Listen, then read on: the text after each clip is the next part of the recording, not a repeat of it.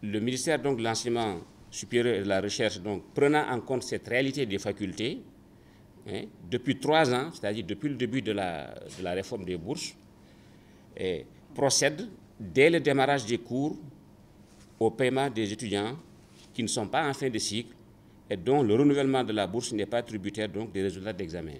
Autrement dit, s'il fallait attendre que ces résultats-là soient en possession de leurs résultats d'examen, eh bien, on en serait peut-être là aujourd'hui, parce que jusqu'ici, à l'heure où on parle, dans certaines universités, les examens n'ont pas encore été complètement bouclés. Donc, ce qui fait que, dès le démarrage des cours, on n'attend pas que les étudiants soient inscrits. C'est ça qu'il faut comprendre. Je pense que le Sénégal peut-être est une exception en ce genre-là, parce qu'on paye des étudiants non inscrits en début d'année.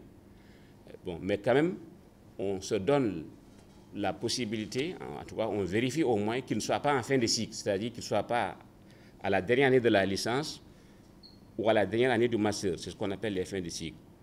Donc, si vous n'êtes pas concerné par ça et que votre bourse n'est pas impactée par une contrainte qu'il faille lever après, donc on vous libère votre bourse.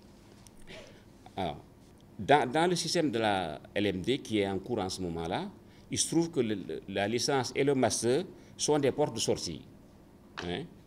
Et que le paiement des titulaires d'une licence admis au master, c'est-à-dire les primo-inscrits au ME, tout comme celui de ceux qui sont titulaires d'un master et qui doivent s'inscrire, par exemple, en première année de doctorat, pour ces 2 catégories-là, le paiement de la bourse est conditionné par l'effectivité de l'inscription. Là aussi, je pense que c'est quelque chose d'assez important.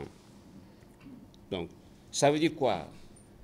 En clair, que l'enrôlement de ces 2 catégories d'étudiants dans les états de paiement s'effectue de façon progressive et sur la base de la dernière mise à jour de la liste des inscrits dont requête est faite à la DISI, c'est-à-dire la direction des systèmes informatiques ici, c'est-à-dire celle qui gère les inscriptions, à la fin de chaque mois. Donc, si je résume ça, c'est simple. Chaque fin de mois, nous adressons une requête à la DISI pour qu'elle transmette à la direction des bourses les dernières mises donc, à jour des inscriptions. Nous fondant sur cette liste-là, on émet en ce moment-là les états de paiement pour ces 2 catégories. Parce que je rappelle, il faut qu'ils soient inscrits. Il ne suffit pas simplement d'avoir des résultats. Bon.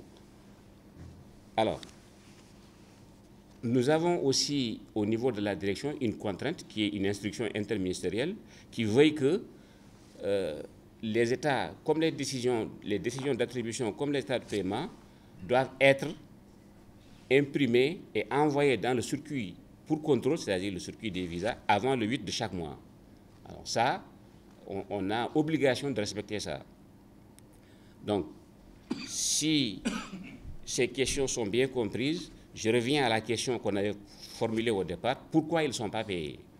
Alors, la non prise en compte de ces Master 1 dans les états du mois de mai qui sont en ce moment en instance de paiement depuis hier est donc consécutive à un retard d'inscription. C'est parce qu'ils n'étaient pas inscrits au moment où on faisait ces états-là qu'ils n'ont pas été inclus dans ces derniers-là.